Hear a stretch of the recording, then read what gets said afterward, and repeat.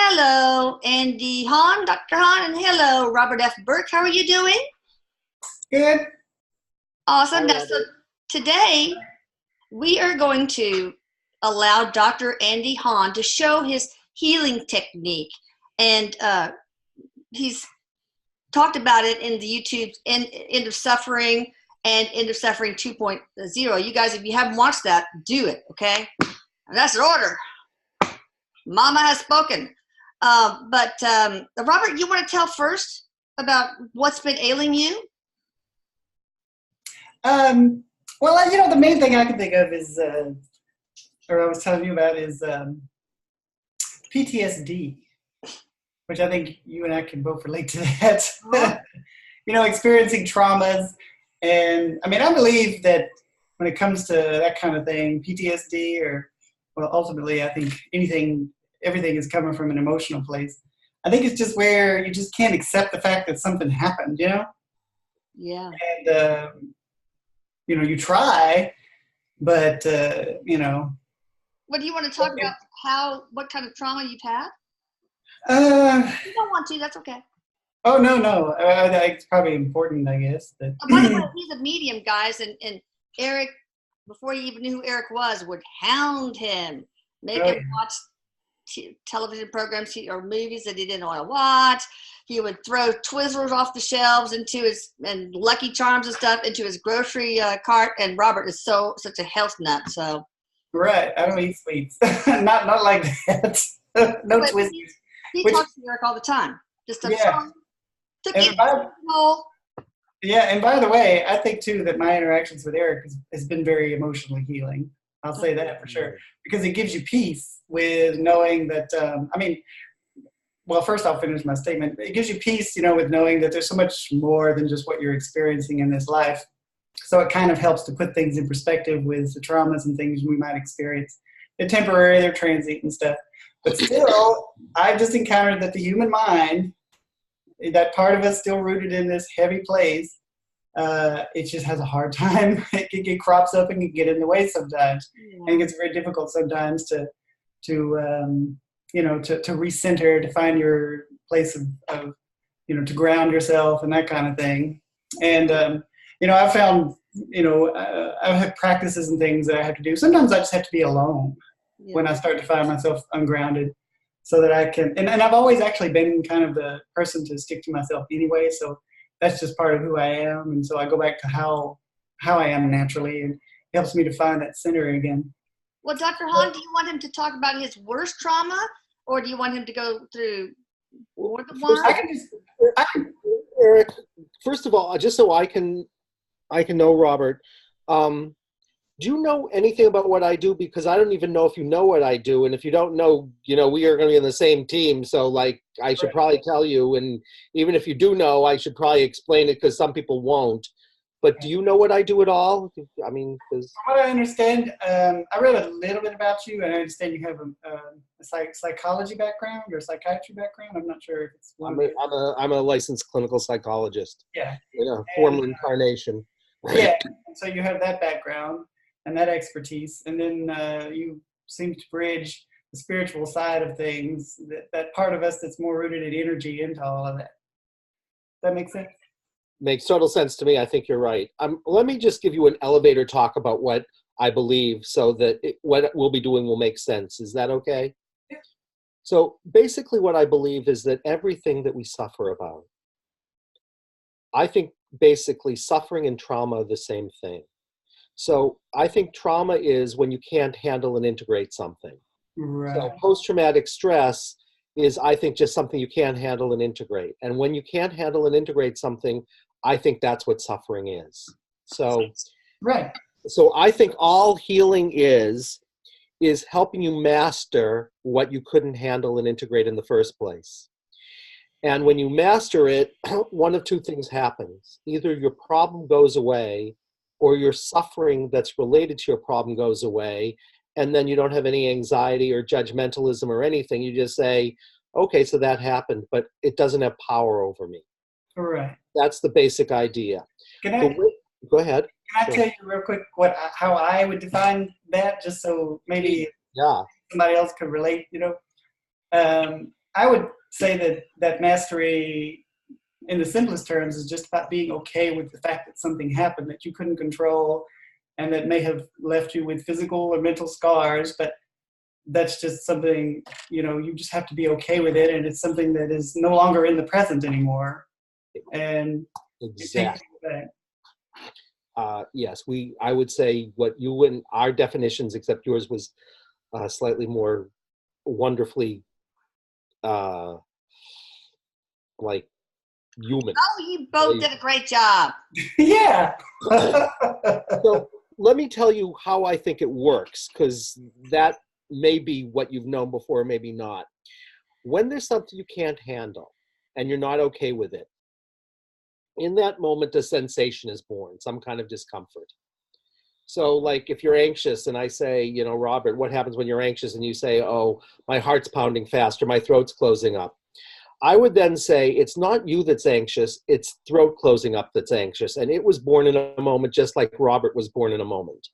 And if we could find out the moment it was born and be in a different relationship with it, then whatever's associated with it will just start to dissolve.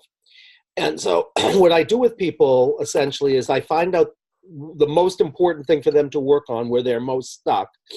And then I invite them to choose to become the thing that couldn't be handled by focusing on the body sensation. So as soon as you choose to focus on it, it's no longer that you're automatically reliving it. It's that you are choosing to experience it while simultaneously like witnessing it or hosting it. So you then become the one who's aware of it, as opposed to the one who's living it out over and over and over again. And it will share its story with you, and it will tell you whether it's a younger you or you from, if you believe in other lifetimes, from another lifetime or whatever. It will share with you if it needs anything more than just to be able to share its story while you're witnessing it. And as soon as that happens, you go from the one who's reliving it to the one who says, I'm okay with it, and I'm just remembering it. And from that point of view, everything we're suffering about, while on a human level it is awful, right? On a soul level, they're all clues to the thing that we couldn't handle and integrate.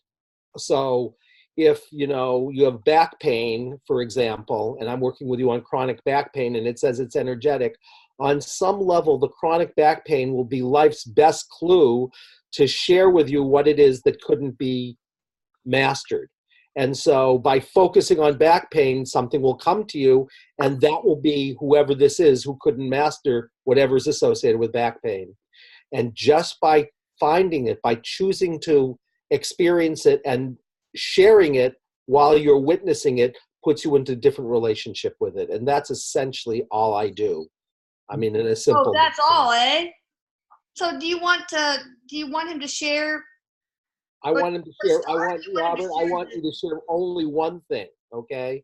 Because I obviously don't know you, Robert, but I only want to know one thing, which is if you could have anything you desired for yourself, or you in a collective, whatever it is, anything you desired, even if you weren't sure it was possible, what would you intend to get from our time? What would you really want to get from it so you said, I got exactly what I would hope for?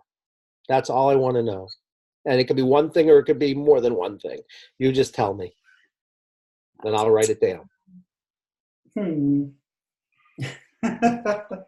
Usually it's a swirl of different things that happen that I'm like, okay, yeah. A sense of security, feeling, that things are fine, things are okay. A sense of security. That's a good one.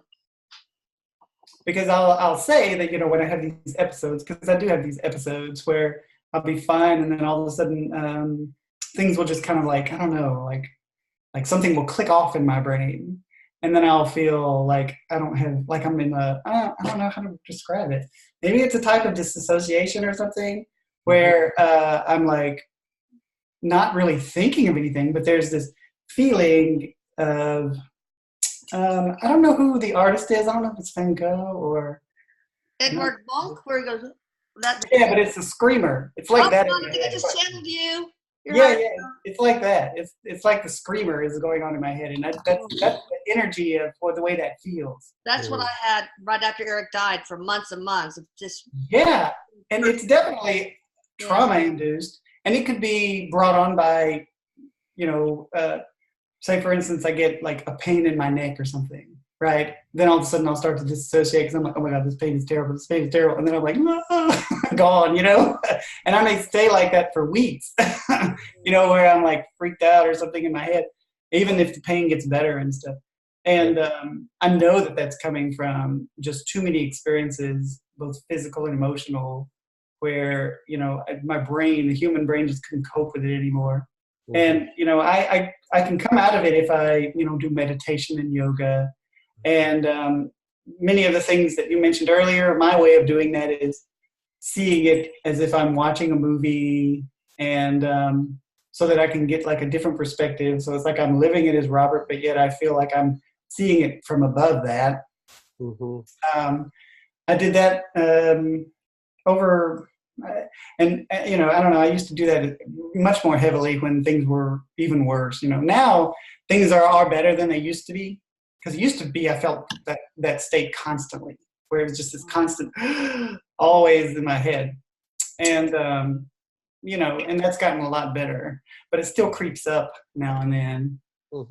And and like I said, right? I mean, like shoulders always bother you, or what is it? Not only that, but your thoracic spine. Yeah, well, the thoracic spine, that's gotten better, but yeah, a lot of that was just, you know, I know it was just from, you know, inactivity and things like that, and just getting older too. But yeah, my neck on the right side and the shoulder and stuff, that'll lock up. But I found it's really weird when you channel Eric. That side of your neck turns bright red. I don't know if that means anything. Yeah, I noticed that will happen. Maybe he's giving me some healing or something in that moment, because I actually don't feel pain when I'm doing those kinds of things. Okay. You know, so, and I know that some of that is tension related, because, you know, if I don't feel tension and things like that, then those kinds of things don't bother me as much. But yeah, you know, there's just been lots of trauma, physical and emotional, that started when I was young. Okay. And so it's created this sense of insecurity.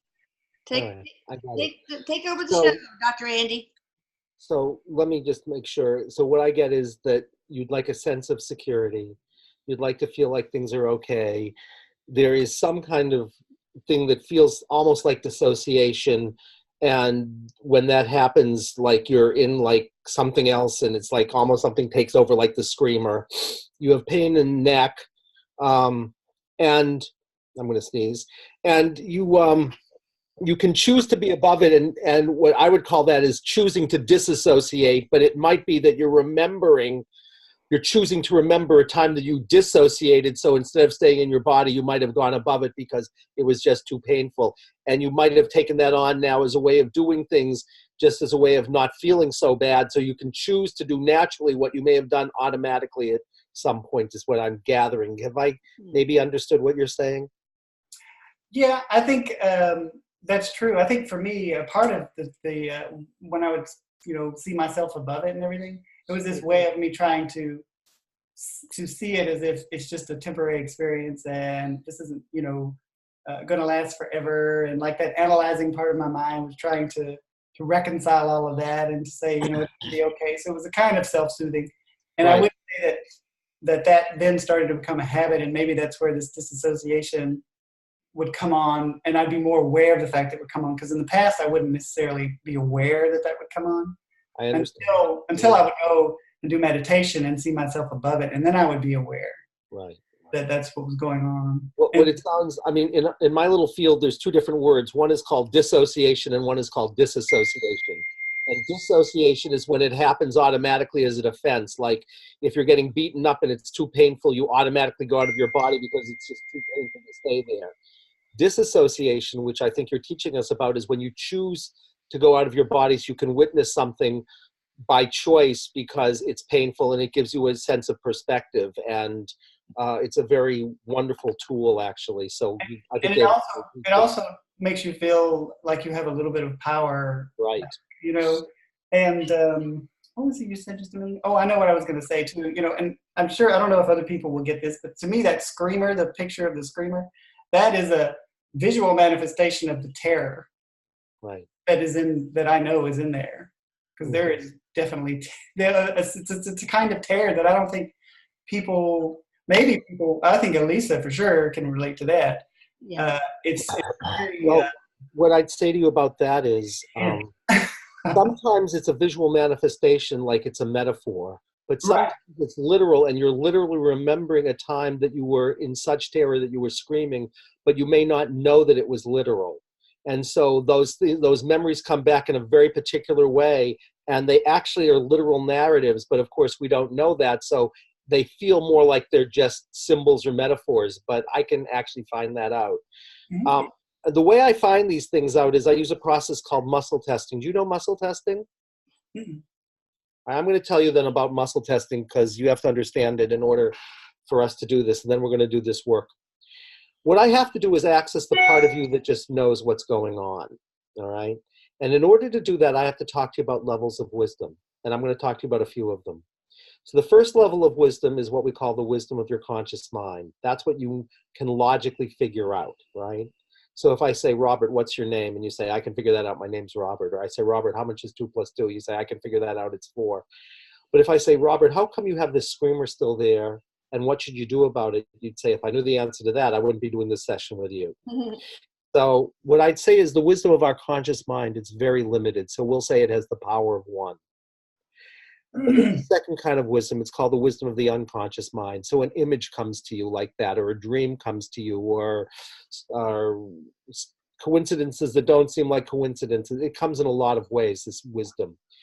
And if either it's a deeper level of wisdom or it doesn't exist, because if you try to figure out a dream, or you say, I have to figure out logically why that thing is coming to me and I have to figure it out, from my point of view, you'll never get to the bottom of it. So I actually think it's a deeper level. And I would say if the first one has the power of 1, the conscious mind has the power of 1, the wisdom of the unconscious mind, I think it's has the power of the speed of light. And I think dreams or visions like the one you have, they're like letters from your soul. Is soul okay language with you? If I say soul? Oh, yeah. Mm-hmm. Yeah, I figured. I just never know, because some people have they're mediums, but they say, no, but I'm an atheist. I mean, it's I don't know. So I just check. But, but I think they're like letters from your soul, but sometimes we don't know how to open them up. So we have to find out the ones who can really open those things. Then there's the third level, and the third level is very important for the muscle testing, because the third level doesn't have a lot of good words in the West, although we've incorporated some. So in the East, there's a lot of good words, like Qi, like if you're in China, like Tai Chi, or Ki, if you're in Japan, like Reiki, or it's called Prana, or it's called Shakti. It's called a lot of things in Aboriginal cultures. There's no good word for it in the sort of rational West. So we could call it the wisdom and energy that animates you, and also the deepest knowing. So it's an interesting thing to say that your life force, that which keeps you alive, is also your deepest intuitive knowing. And you can know it in 2 ways, and both of them are important. The first way you know it is when you just know something is the truth. It's not like you figure it out. It's not even like you have an emotion about it. You just say, I just know this is true for me. So whatever that would be, you say, I have to go and do this thing. And someone says, you're crazy. It's not logical. And you say, maybe crazy and not logical, but I know it's true for me. Do you know what I'm talking about, that kind of intuition? Oh, yeah. Okay. So it also comes in literally, and this is why it's also very interesting. It comes in when you do something that from any rational point of view you couldn't do. So let's say, if we took a difficult example, let's say one of Elisa's children was a toddler, and a car started to roll and rolled over the toddler. And she had to get that baby out of it, and it's a 2,000-pound car, and suddenly women Elisa's size pick up the car enough so that toddler can crawl out. And if they tried to do it through their willpower, then they would also have pains in their back, but they just lift up the car. And if you say, how could you do that? They don't say, I used my willpower. They say, I just knew I could do it. And they lift up the car. Right. So what happens is when you're in alignment with something that's true for you, you literally get much more power. And when you're not in alignment with something that's true for you, you literally you get stronger. And when you aren't in alignment, you actually get less strong. That's true. So that's why people, when they're saying, I'm doing what's right for me, they feel like they could carry the world on their shoulders and it wouldn't be anything else. But if they're not, it's like a big burden, even if it's very light. Because when you're in alignment with the truth, everything lines up and you literally get more powerful. Hey, So what? I was going to interrupt for just a second. I'm sorry to break your flow because Okay. I just see that that I think that the thing that causes us to fall out of alignment, like for instance myself, in anything connected to trauma, is that we believe that it's broken us, Yes. and so then you just feel like, oh well, there's no way to come back from this, Right. and then you start losing hope, and then you lose awareness of your power. Totally. I would say trauma acts like static. It's exactly what you say. It's like it blocks being able to access this, because when you're traumatized, it's like you're reliving the thing you couldn't handle. So of course you're stuck and you get weak and you get symptomatic and you get everything. So what I have to do is I have to find a way to bypass that, because if I'm going to ask you about something that's traumatized you, you're going to be stuck in the one that's weak and the one that's like has lost hope and the one that is anxious and the one that is judgmental, as opposed to the one that just says yes. And I can say yes to everything. I can be okay with everything. And so what I do is I ask the body to be a means of communication for this part of you that we would call I just know. And so we ask your body to do that. And really what happens then is if I ask a question and your body gets stronger, the answer to the question is yes. And if I ask a question and your body isn't as strong, then the answer to the question is no. And your body becomes like a truth teller. And we can ask it anything we want. And as long as it's in the service of your healing and evolving, we get very high answers. If we do it in the service of your ego, like you say, well, you know what? I think I would like to have, a vacation right now because, I'm feeling lazy. So, tell me the lottery numbers and I'm going to go, and get umbrella drinks. It will give you a very dense answer. But in the service of healing trauma, it gives high vibrational answers. Now, the only problem now then is I'm not sitting with you. So I can't literally say, put out your arm and I'm going to press. And when something is true, your arm will stay strong. And I could sit on it because you'd be like that mother and you'd get very, very strong. And no matter how hard I pushed, your arm would stay up. And if it wasn't true for you, no matter how hard you try to keep your arm up, I could push very lightly with one finger and your arm would go down. And then we could ask anything we wanted. But the problem is, you're in wherever, Houston or wherever, I don't know where you are, but you're certainly not in Waltham, Massachusetts, which is where I am, and I'm certainly not where you are. So then I have to tell you about another level, because I'm going to have to stand in for you. And in order to understand that, you have to go to an even deeper level of wisdom that's kind of infinite. And in the infinite levels of wisdom, as you know, everything is one. And so what you could say is we're like holograms, or we're like mystical cells in a mystical body. So if we think about our cells in our body, right, there are about 3 trillion cells, and each one of them on the surface is unique. You couldn't find 2 if you looked at the surface of it. Theoretically, you could never find 2 that were exactly alike.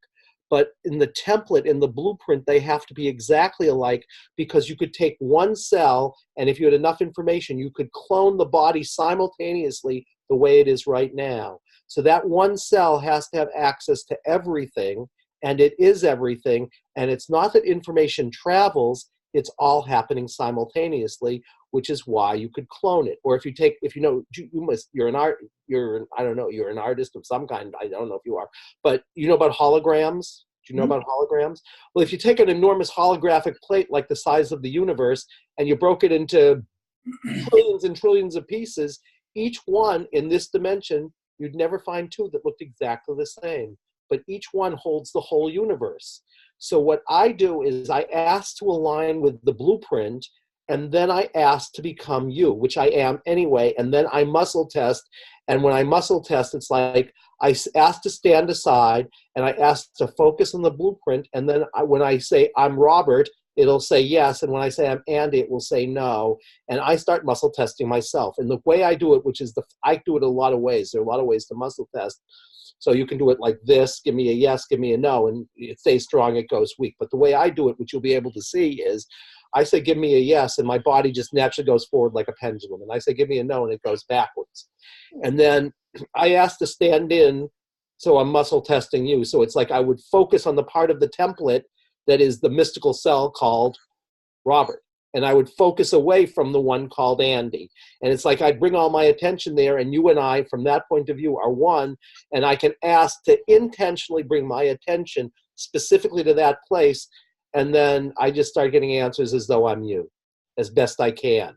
Now, I'm not a totally pure channel, although every time I do a session, I do a prayer and I do centering practice to say I really want the personality of Andy not to really get in the way as best I'm able to.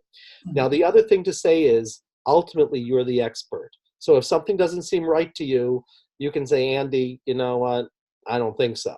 And it's your session, and your job is to tune in. My job is just get information for you. And I'm going to try to get information about what you really need to work on and where you're stuck and what needs to happen. And it might be something you said, or it might be nothing you said, but I'll try to find out. And that's how it works, okay? So here's how it will look. I'll say, give me a yes, and my body just falls forward. And I say, give me a no, my body just falls backwards. And I don't do that. It just happens. So I say, give me a yes, give me a no, give me a yes. And I ask, then I'd say, if I want to focus on you to get answers for you, I'm going to muscle test. I'm going to be the one doing the muscle testing, but I'm also going to be the one muscle tested. I'm also the one who's going to hold the container. So I'm sort of get to be all of it. And I just ask to be you because I can't say, put out your arm through the computer, right? So we say, I'll just say, I'm Robert, and it says yes. And I'll say, I'm Andy, and it says no. And now I'm focused. I mean, I'm both, but I'm now focused to try to set an intention to just get answers that are really for your highest good and without my being in the way. And then we see where we are. Well, the first thing we ask is, are we fully in healing presence? And it says yes. And healing presence is an aspect of soul. So it's like the part of us that makes us whole and, helps us remember who we truly are.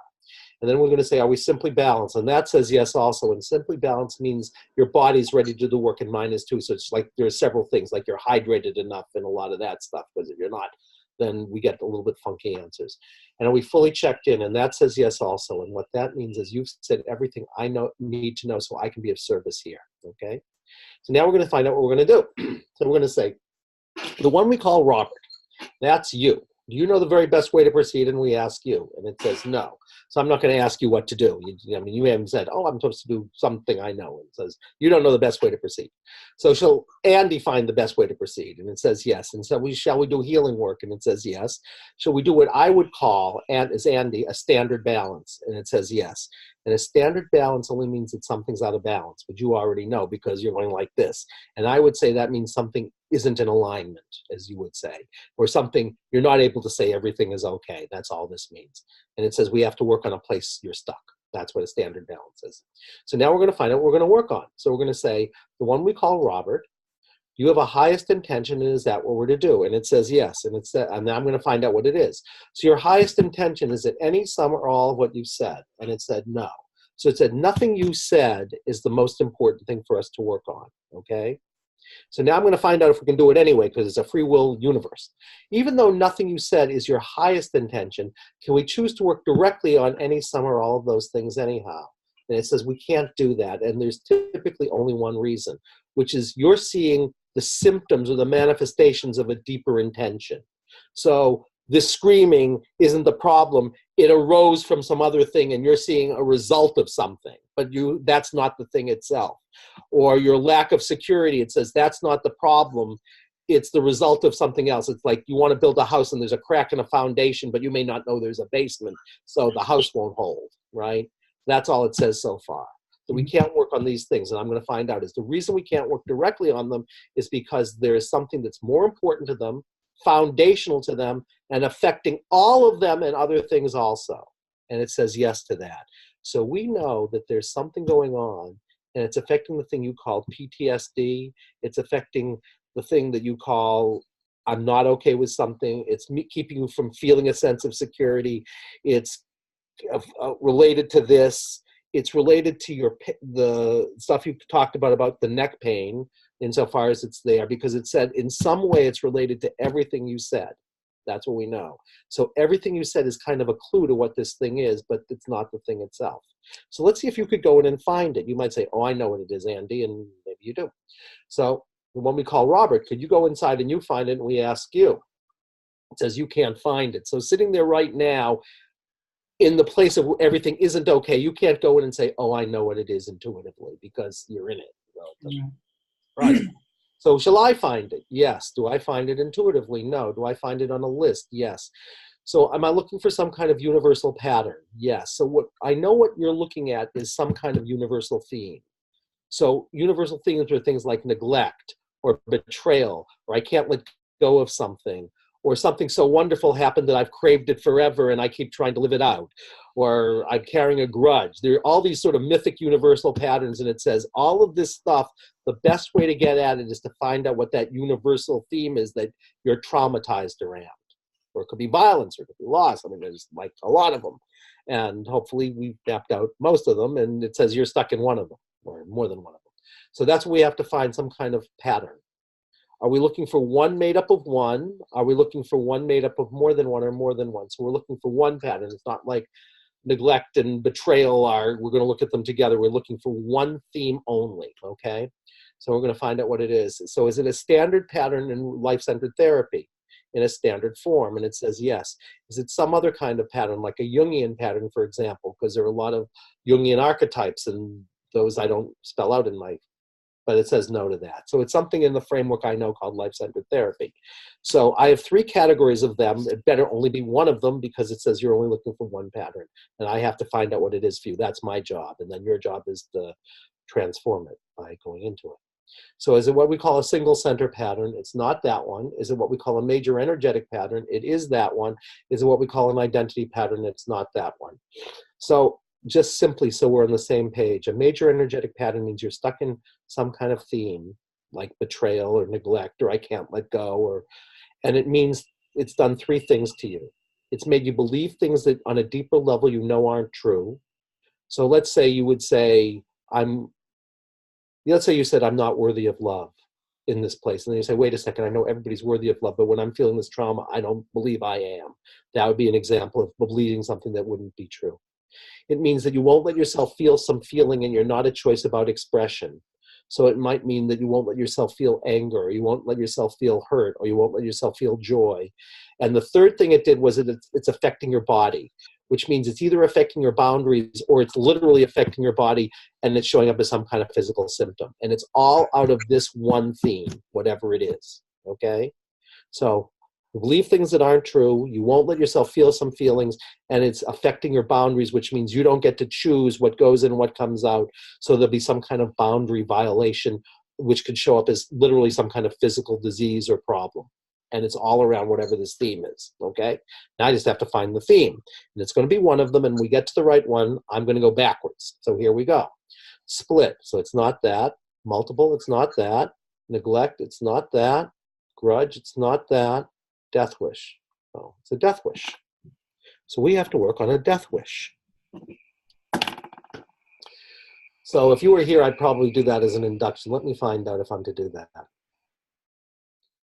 we have 100% permission to a balance on the death wish? Yes. And is this of everything the highest priority? So let me tell you what a death wish is, and you can tell me, even if it doesn't make any logical sense, if it resonates with you, okay? Like, if we're a large community, right? Like, you know, every it's like, that's what I think we are. I think we're all multiples, essentially. And I think we're a very large community. Soul's a very large community. And what we know is, in your community, someone is experiencing, I want to die. Now, what I want to know is, that muscle test very strong. When I say I want to die and I tune into you, like I almost fall off my chair. All I want to know is, when I have you focus on I want to die, even if it doesn't make any rational sense, might it resonate with you that there's a part of you that experiences I want to die? Does that resonate? Yep. So it says, out of everything in the universe, we have to take care of, there could be more than one being in this, and they're experiencing I want to die, and somehow that's related to your neck pain, your lack of security, the terror, all of those things. So those are like you're remembering something. You could say all of those things are reliving a story, and the story is going to be of some part of you that's experiencing I want to die. And we're going to take care of that part, and hopefully about a half hour from now, it won't be saying that anymore because it doesn't really want to die. It wants to heal. Okay? Right. Okay. Uh, Go ahead. Do you want to say something? yeah. No, that's true. That is true. And the conflict is, well, so I've like pretty much since I was young, throughout my whole life, I get like, there are people that I loved very much, and then they pass away. And even though I'm a medium, you still miss the physical part of them. Yeah. And so, you want to die, to be with them. And, it's kind of scary to be here by yourself when everybody that you love is not here anymore.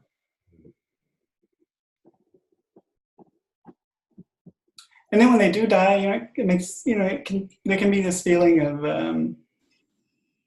like, I don't know, I don't want to glorify, death or anything like that. I mean, it's equal to everything, but there's this part of you that thinks, what a release for you.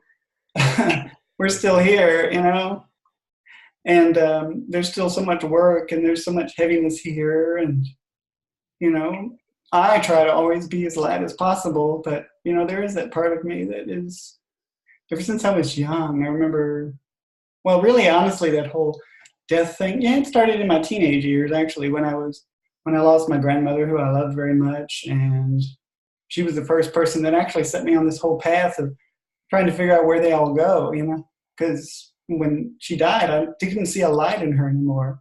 Mm-hmm. And I was so worried. I was like, where is she, But I could still hear her and feel her. Yeah. And she visited me in dreams and told me things, and that was all wonderful when I would see her. Yeah. And then in my 20s, all my friends died, all of them. People that I loved so much, yeah. They all died. Over 30 people, not all of them were close friends, but some of them were, people that I considered family. Yes. And then, I've had my experiences with health issues and things. And, there's that human part of you that wants to keep going. And that's where the conflict is, that part of you that wants to keep going and doesn't want to leave until it's time, because other people are going to be hurt by that. I know what that feels like. At least you know what that feels like. It's just horrible. Oh, yeah. And, so anyway, I don't mean to take up your time with it, but that's exactly the answer. It was always like a whisper in the back of my mind, but I would complicate it with, oh, well, it's just because I can't let go. I can't, I'm not okay with the things that happen. All of those things are true, but they're louder than what the whisper was, which was, let's just die. You know what I mean? Can't this just be over with already? That was always a whisper, and it's always the whisper that is the truth. Mm. It's always that quiet little thing in your mind that is the truth. But your conscious mind is so much louder than that. Yeah. Well, we're going to try to care for the one who's saying, I can't let go, and who's saying, I want to die. Because all we know is that whoever this is, they couldn't come to peace with either wanting to die or dying. One or the other. I'll find out for you. But theoretically, all the things you're talking about are related to this, except for the fact that usually this pattern starts in one moment. It may have started in your teenage years with your grandmother, but I can find all that out through the muscle testing for you, okay? And although it may not be that at all, because you said this has been there for as far back as you can remember it first, and I trust people when they say stuff like that. So this has been much further back. So we'll find out, okay? So this whole thing that you were just saying, is this all, in a sense, a reliving of something that you're playing out that really is someone who couldn't handle something about either wanting to die or having such a terrible death that they couldn't let go? And it says yes. So that's what we have to work on. So that's it out of everything. And then we're done with that part. So that's what we have to work on, this part of you that's experiencing I want to die. We're going to work on it directly. Yes. Is the next thing to do to find information about story? Yes. All right. Are we looking for one narrative and one point of origin as opposed to like an ongoing thing? So it says this part of you that's saying I want to die and couldn't handle something. It started literally in one moment. It's not an accretion of things. It may have been like one moment that was the moment that was the thing that couldn't be handled, or it could have been an awful situation. But we know we're looking for only one moment, it says. And I'm going to see if I can help you more with that.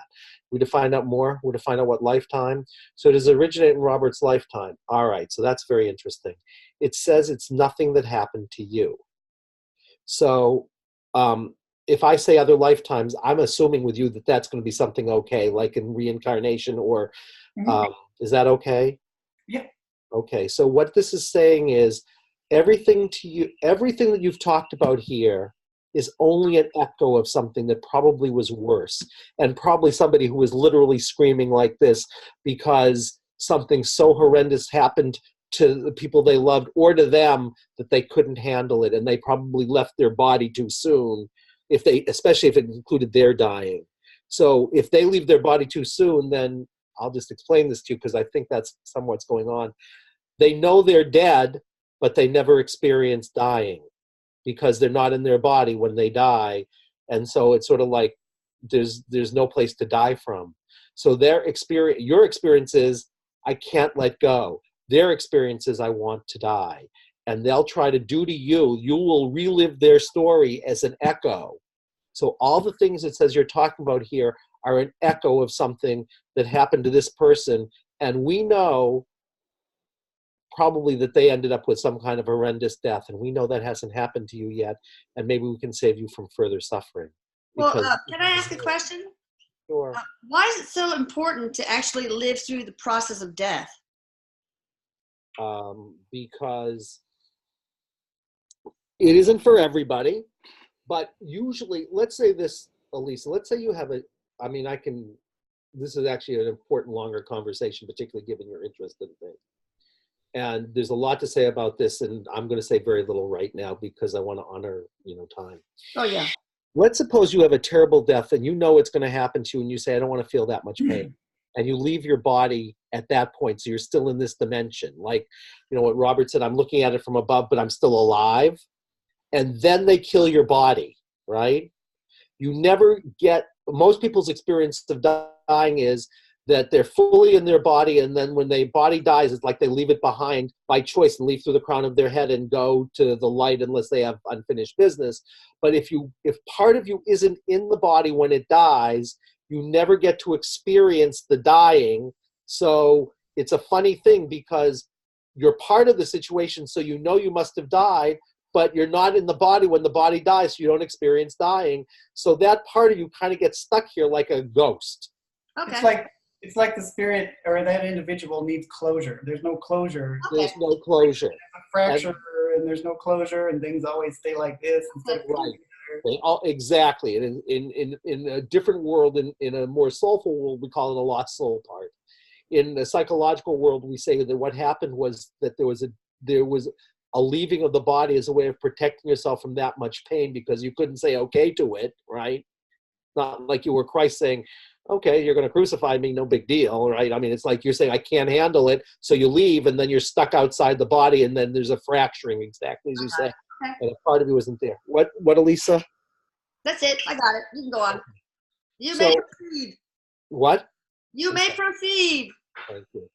Well, we're going to proceed. So what we know is that nothing of this, all the things you're talking about here on one level, Robert, are a reliving, an echo of something else that, since it was a traumatic death, is probably going to be, from their perspective, worse than what you're going through because you're getting an echo of it.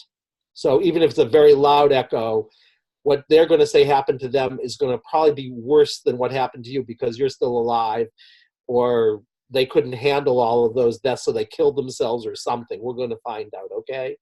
Okay. All right, so that's it out of everything we have to deal with. Whoever's here experiencing I want to die. And it's a karmic past life. Is it a genealogical past life? So it's not your bloodline. It's not like it's not a story about your grandmother.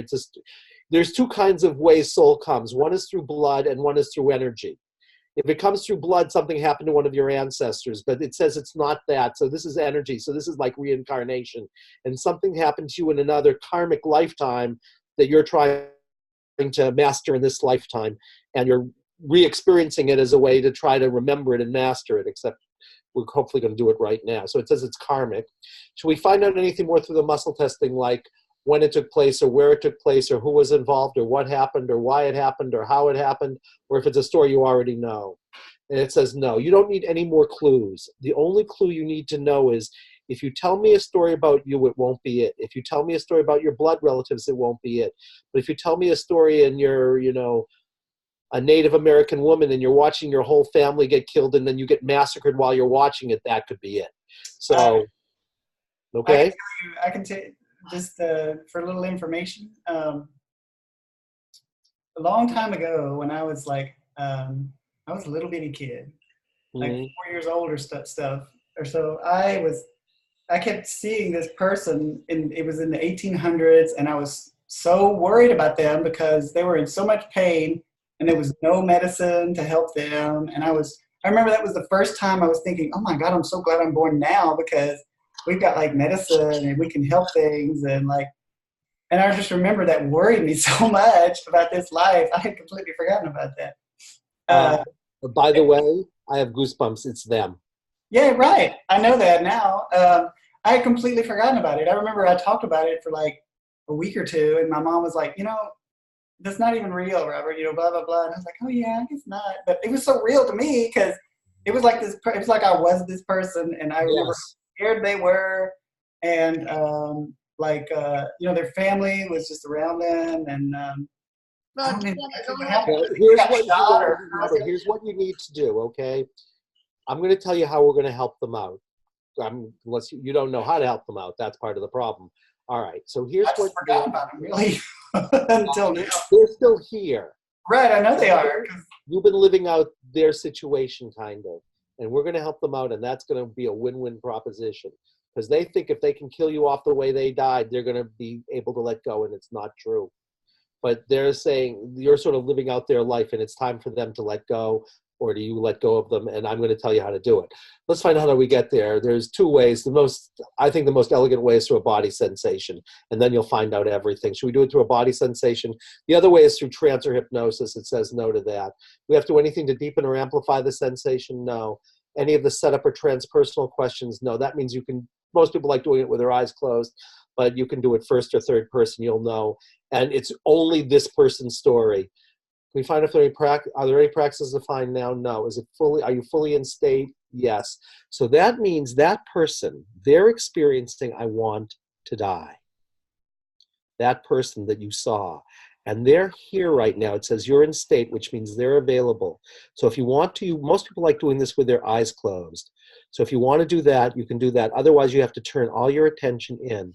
And you have to fully allow them. And they're here and they're experiencing, I want to die. And as you're fully allowing them, because they couldn't handle either a horrific situation, so they wish they were dead, or they had a horrific death, as you're allowing them and you're fully letting yourself experience everything you said, but particularly, I want to die, you should start to notice some kind of discomfort right now, even if it's something you've always noticed, whatever is the predominant physical sensation. So just let yourself fully drop into an experience, I want to die. Scan your body and tell me what you notice. That will be them. So just scan pain, queasy, headache, sick feeling, tight. What are you noticing in the body right now? A little queasy and a little tight, but it's not too bad. That's okay. Can I tell you something real quick? The other thing I was really worried about, like when I was a kid with this particular individual, was I used to be constantly worried about hurting my back when I was very young, and peritonitis. I didn't even know what that was. And I developed peritonitis. I had developed those issues, both of them. Yeah. I didn't much later, and they must be connected to that individual. They totally are. It's making me fall off the chair. I had, when I was little, I kept feeling like they had been hurt somehow in their back, and then their intestines got all messed up from that.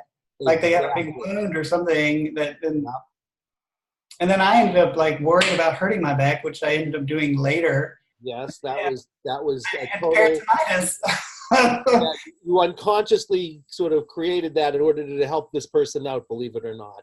Right. And I always knew that I always felt like it was weird. It was like I was being pulled for something to happen that I didn't want to happen, but I felt like I didn't have any choice. It was going to happen anyway. exactly, because you were reliving their story. Now they're here right now, and um, if you have the queasy feeling, the way to know them is they're here.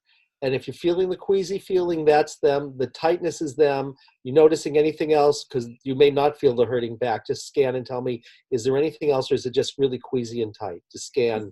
A little bit of queasiness. The tightness is going away up in here now, but queasiness is Oh, still there, and that would be digestive related. of So, course. Now, what this literal, because something's happening.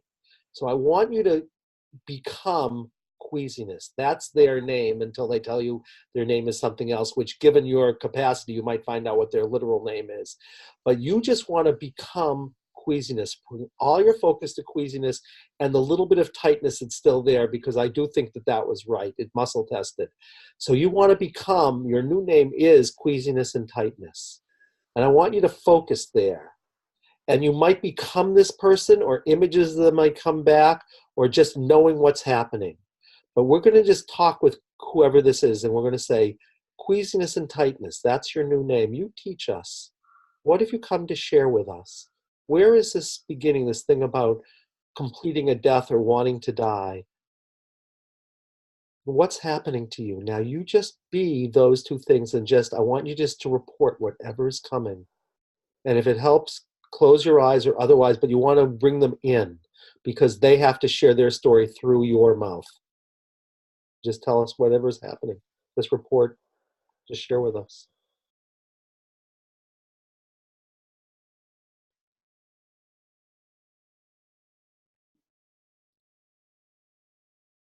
I mean, I hear in my head that they made bad choices.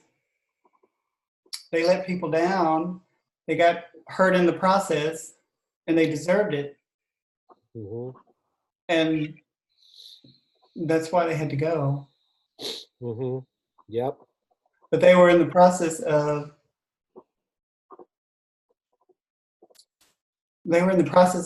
like they didn't get this forgiveness from people before they died, Mm-hmm. and they hung around hoping that that would change, and it never did. Yep. Yep. Totally. Really strong. Um, is a man, and he got involved with bad people. Yep. 1874.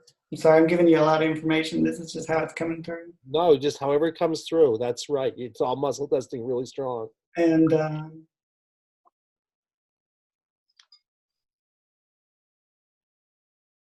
this might sound kind of weird, but like he wasn't a blood relative like you said, but he knew some of my relatives. That's how the connection was made with me. Yep. Yep. That's right. Well, it's also, you may have been him.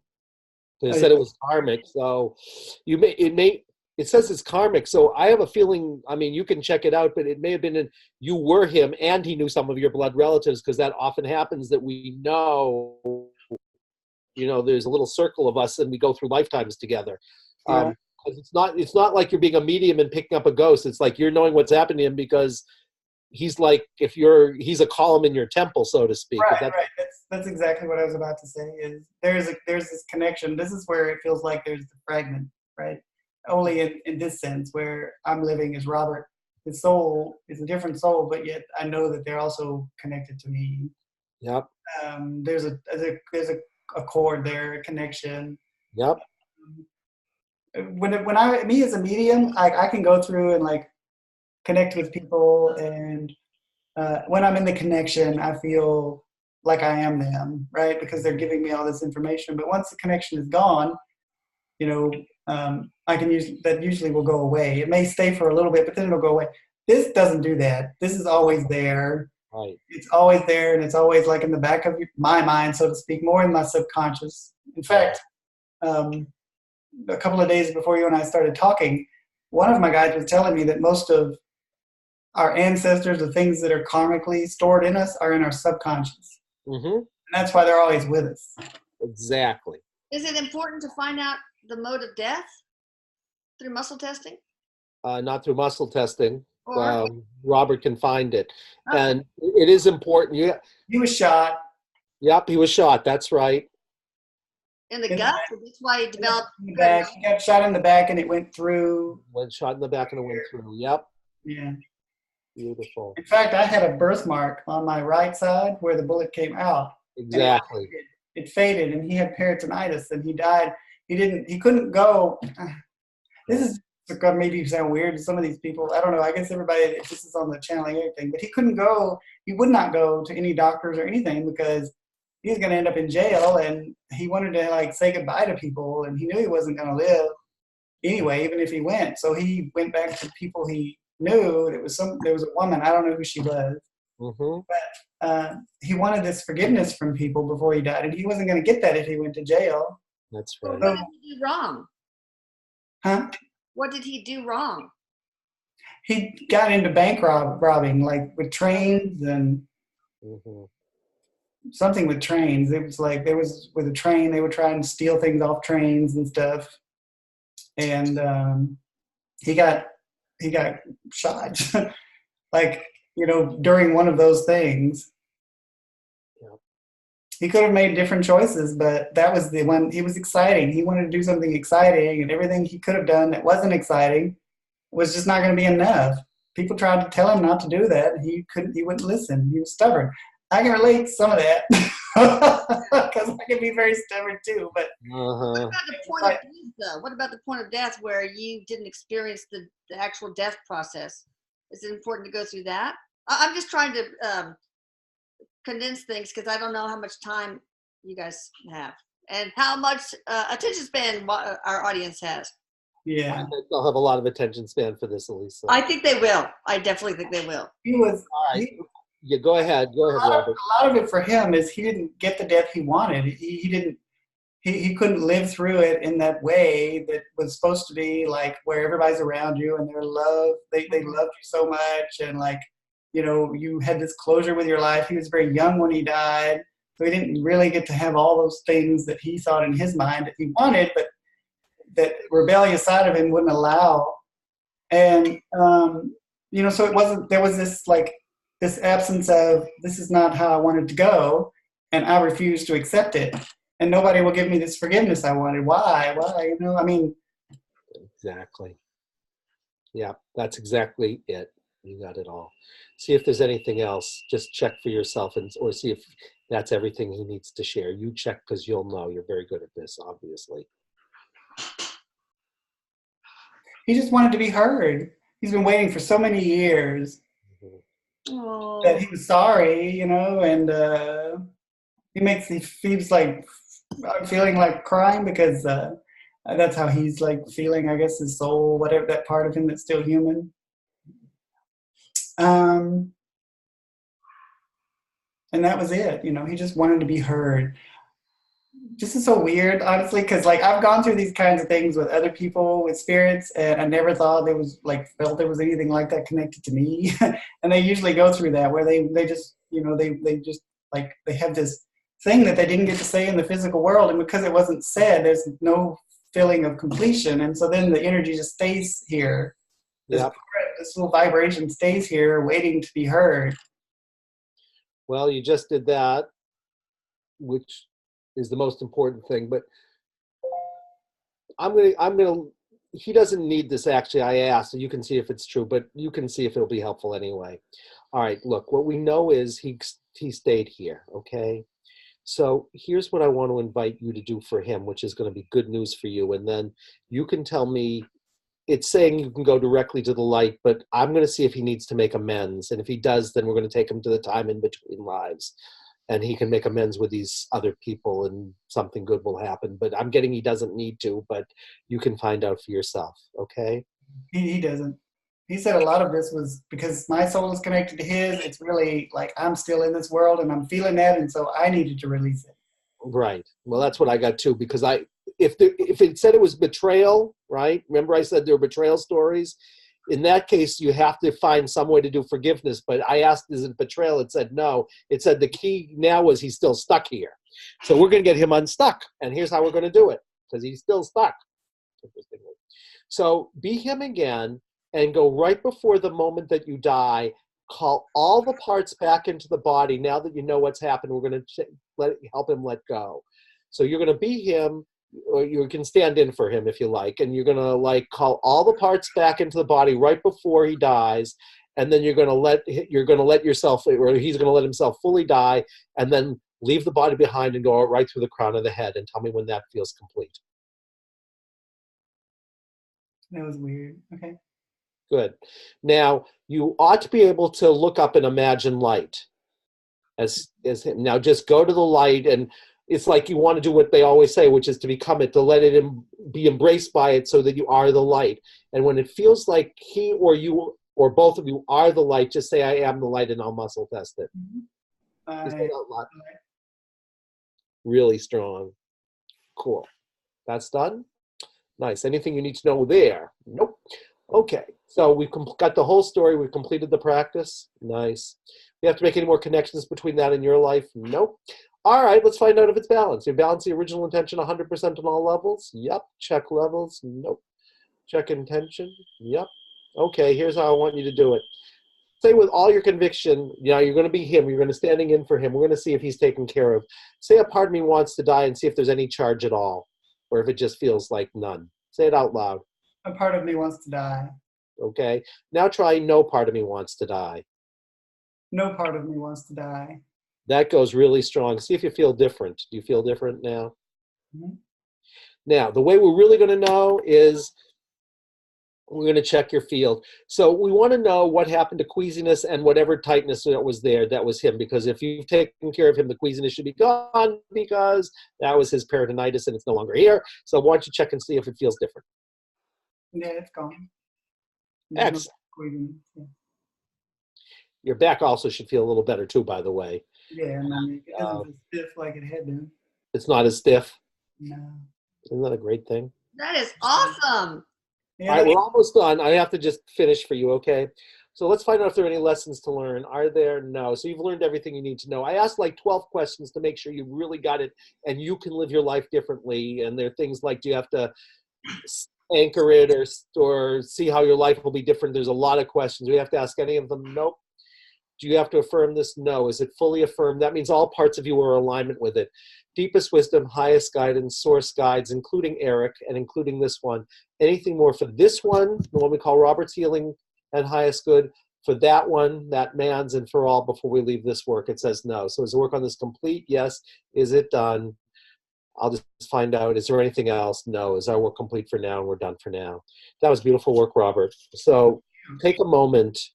And if there's anything you want to say about how you are or what that was like, or if you have any reflections or anything about the process or doing this or doing it in front of thousands of people, if anything at all, floor is yours. And if there's nothing, that's fine. If you just want to be quiet, that's fine too. No, it's I just never realized. I just honestly, I don't know what to say, but it's like there's too many things coming through. I always kind of poo-pooed, like, oh, past lives, that ain't gonna affect you. I mean, I knew they were there.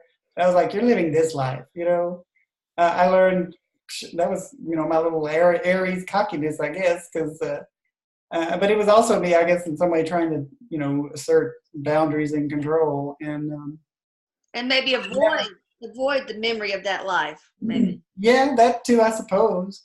But, so it just never occurred to me that I would have something like that, that could be influencing me in this life. But when I, think back on those things and stuff, I realized that I was always being pulled in the direction of something that didn't seem like it was me ever, and I didn't know why it was there or what it was. It's so interesting. I'm gonna be like thinking about this because I'm gonna nerd out on this one for a while. I know you are. It takes time to digest. I like to learn new stuff. That's so interesting to me. I like to learn new things, and the only way I can learn things is sometimes you learn through observation, and other times, just strictly being, third party, you're not connected to it. And other times you have to be immersed in it. And then you get this, explosion of new information. And both ways are fun, but some things you can only learn one way or the other. This was one of those where I had to be in it. Yeah. That's interesting. Yeah. Thank you. Thank you. I mean, I want you to know you gave me a gift. You gave Elisa, I would say, she can speak for herself. And I think you just probably gave a lot of people a gift by sharing what you gave, because in a sense, you gave it as a gift, because a lot of people will have a chance to open to new possibilities. And that is strictly because you really, when you do it like this, you're like really making a contribution to a very large collective, and it really is moving. And yeah, it takes courage. Thank you, Robert. Thank you, Dr. Andy. Thank you. That's so funny. You just mentioned this to me a couple of days ago. I was like, okay, why not? Eric was like, dude, do it. Why not? I'm like, sure. So it was great. So, Dr.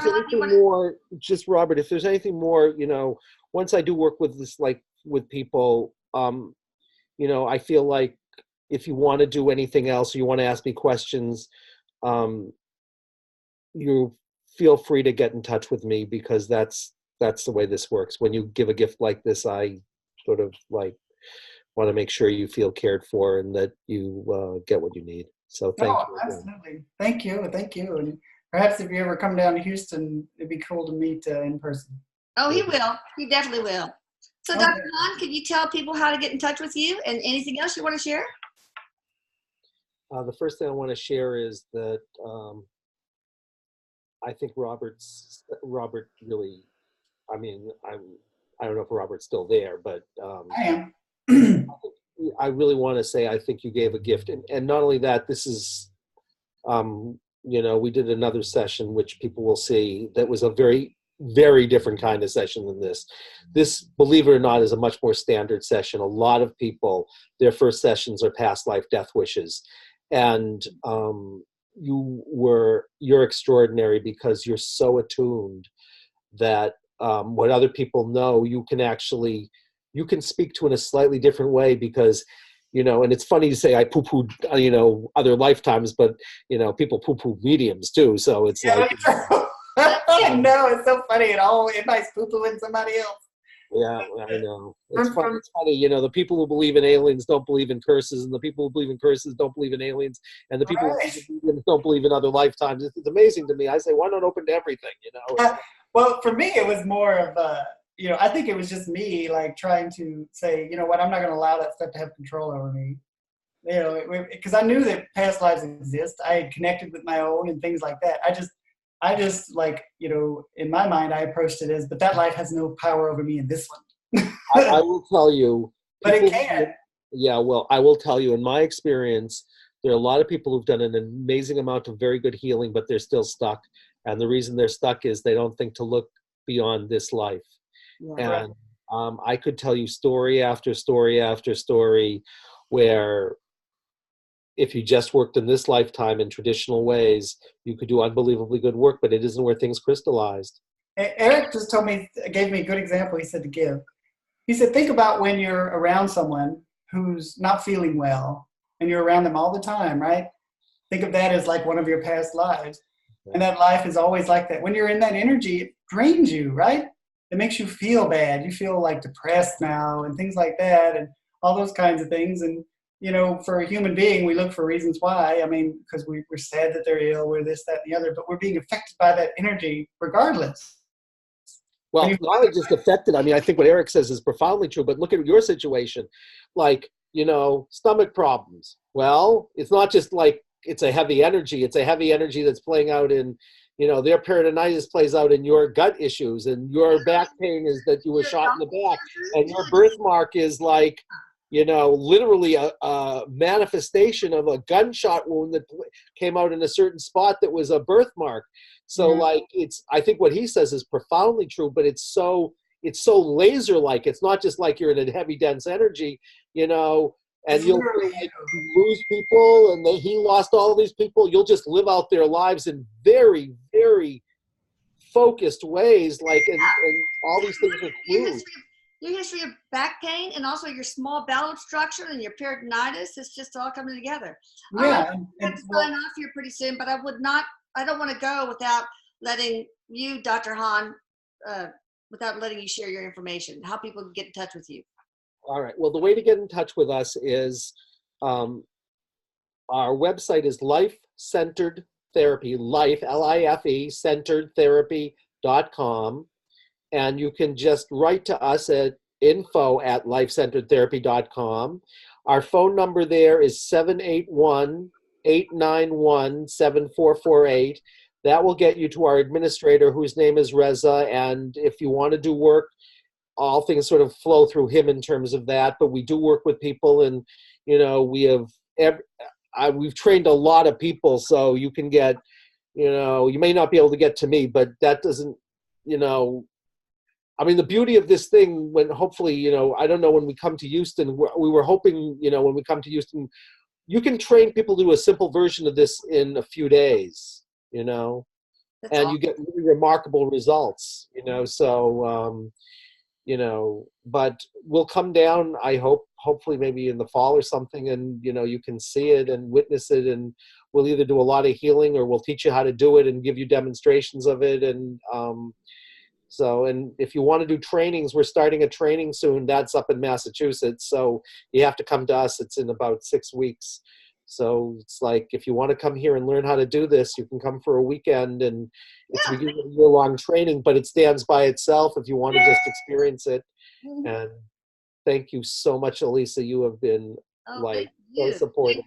Think of all the people, if you get trained, guys, how many people you could heal. It's so powerful. Thank you, Robert, for having the courage to do this. Thank you, Dr. Andy, for your time. And I love you guys. I'll put his information here, I promise. Bye. Bye. Bye. Bye, Eric. I love you.